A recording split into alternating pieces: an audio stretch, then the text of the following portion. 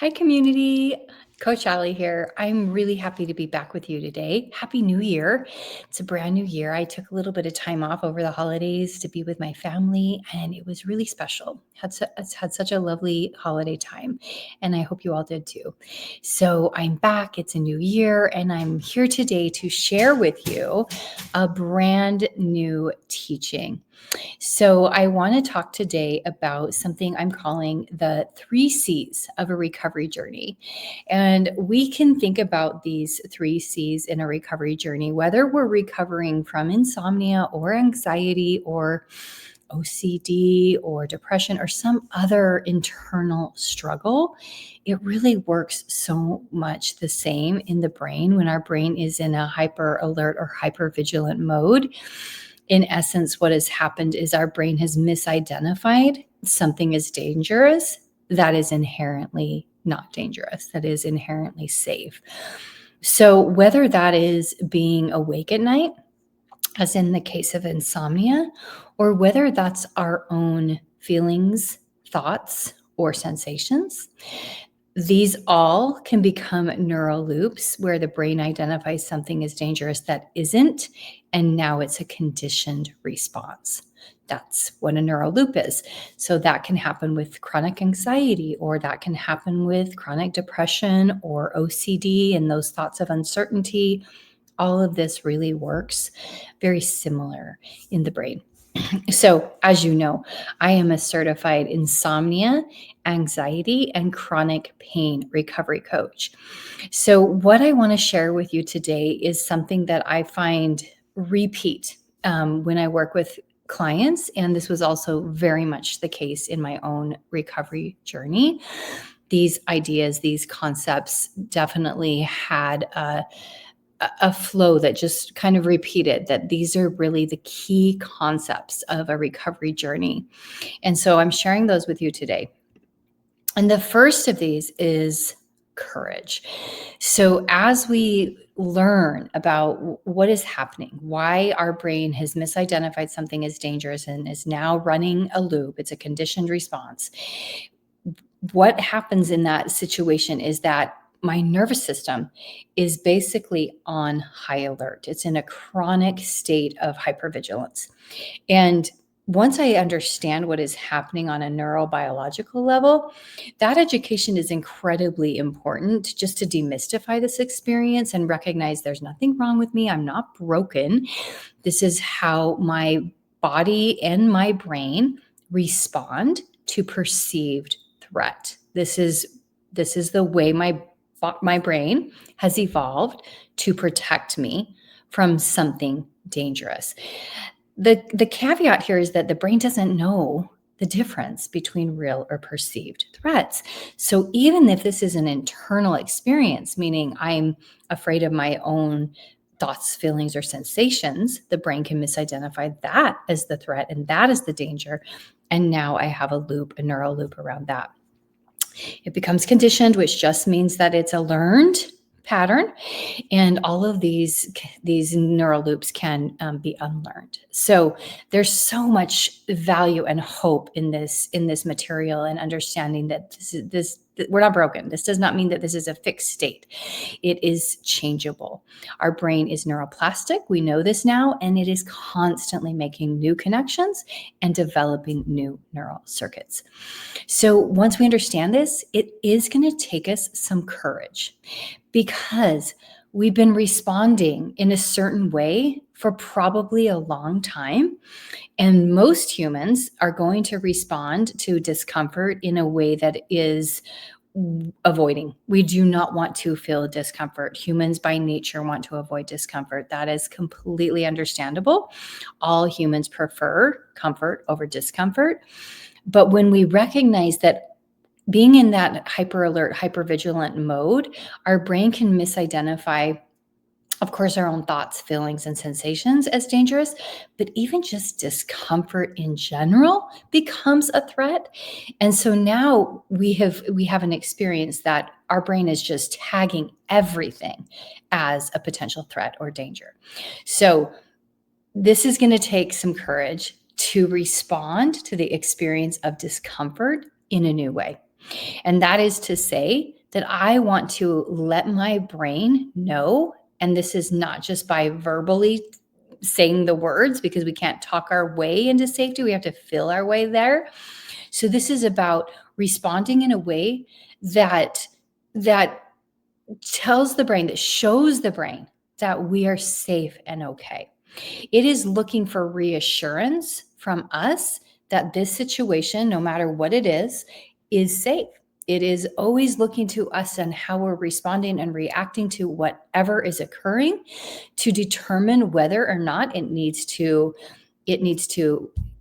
put us in that protective response, that protective state in our nervous system, known as fight, flight, freeze, fawn.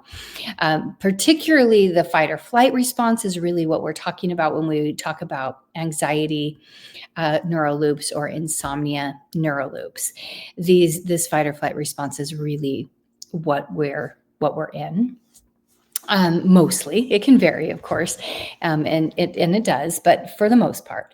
So courage is going to be required for us to meet this experience in a new way, and to show our brain we are safe by our behavior, by responding in a way that actually confirms safety rather than confirming danger. So what that would look like is, in practice, is when I am faced with discomfort and I have these sensations, thoughts, and feelings arising that I dislike, instead of pulling away from them, instead of saying, oh no, something's really wrong, this shouldn't be happening, I'm going to understand it for what it is. It's just a mechanism of my scared brain identifying something as dangerous that is not.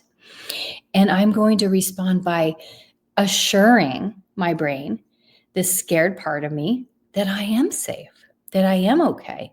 And that's going to require a behavior change. So I want to redirect my focus away from the hyperfixation on the discomfort and towards something that is more engaging, more pleasant than hyperfixating and hyperfocusing on the discomfort. The discomfort isn't going to go away immediately, but this is how we interrupt the loop. And interrupting the loop is incredibly important in signaling safety to the brain. Rather than confirming its danger by going, oh no, I'm going to respond with more of a, okay, this is what's here right now. Okay. Oh, well, there's not much I can do. I don't have direct control over this, but I can respond and react to this in a way that signals safety to my brain, not threat, not danger. So that's the courage that we're talking about. The second concept that I want to talk about today in our 3 C's of the recovery journey is compassion. This is self-compassion, is what I mean by compassion. We are going to need to be really, really gentle and kind with ourselves as we go through this journey. So many of us that go through a recovery journey or that experience chronic anxiety and insomnia and other chronic conditions tend to be really hard on ourselves. We beat ourselves up. We hold ourselves to impossible standards and impossible expectations that really no human could live up to. So part of our journey in recovery is responding to this with more gentleness, more softness, dialing down the intensity of which we're responding without the, I have to, I must, I have to fix this, I have to get out of this, and more gentleness and compassion, more, okay, this is what's here right now. I don't like it. I don't agree with it. I wish it weren't, but this is what it is right now. And it's okay. It's allowed. It's safe. It isn't dangerous. I can take care of myself and I can support myself through this journey of recovery. That is always allowed. You always have permission to take care of yourself. And when the nervous system feels held, safe, that's really where healing happens. It happens in the softness, not in the force, not in the fight. So that is the compassion. We're going to need a whole lot of self-kindness and self-compassion, giving ourselves at least as much grace as we would give the person we love most in our life. And the third thing I want to talk to you about today on this 3 C's of recovery journey is capacity. Capacity is huge. It is so much a part of this whole process that when we go through this experience, we're moving towards the discomfort in a new way with a sense of safety, with a sense of this isn't dangerous. And that is going to teach and show my brain over time that all of this that has been, it has been false alarm bells. It has been a perceived threat, not a real one. And over time, what this does is it widens my container. It widens my window of tolerance so that I have more capacity within my nervous system to experience discomfort with more ease, with more flexibility, without going straight to panic mode or straight to, I have to fix this mode, but more, this is what's here. It's okay. I can tolerate some discomfort. It is allowed to be here. This is what starts to, one, show and signal safety to the brain, and also increase our capacity to allow discomfort to be present with more ease, with more flexibility within our nervous system. So much of this recovery journey is about building capacity. Because once our container widens, once we have more capacity, it just won't bother us anymore. The discomfort just doesn't feel like a threat. It is what it is. It passes, like with all things. This too shall pass. And we have this capacity to be with what is with so much more ease, less fight, and more allowance. I hope that makes sense. That's capacity. It's really important. And so what happens when we're going through this journey and we've been reacting and responding in one way for so long, and that is reacting as though everything is an emergency. So every unwanted thought or sensation or emotion becomes an emergency that needs to be fixed, that needs to be solved, that needs to be addressed. And there's an intensity in it, right? Hence the word emergency. And it keeps our brain on high alert. It keeps our nervous system in hypervigilant mode because it's always on the lookout for this potential threat, this potential danger, right? So if we can lessen that intensity, if we can recognize it's not an emergency, it's actually a false alarm, and us responding to it as if it's a real alarm that needs our attention, confirms the danger. So we want to respond in a way that actually does the opposite. It doesn't confirm the danger, but it assures our brain that it is perfectly safe. None of this is dangerous. It is uncomfortable for sure. And that's by design because our nervous system is trying to protect us. That's all it's doing. It's not trying to sabotage us. Our brain is evolved to be a protective machine. Its job is to keep us alive and to keep us safe. This is how it knows how to do that when it has detected something is dangerous. Whether that thing is or is not, it's going to respond the same way. Our job in recovery is to show it by our behavior, by our reactions, by our responses, that it is okay, that it is safe, that it is not an emergency that needs to be fixed or problem solved. I know all of this is easier said than done. Believe me, I do. But this is how it starts in these simple understanding. You know the word I'm trying to say. These simple ways of responding differently. All right, moving on. Just a couple more thoughts for you today. Back to some compassion, back to that self-kindness. Love is really the language of safety for the brain and the body.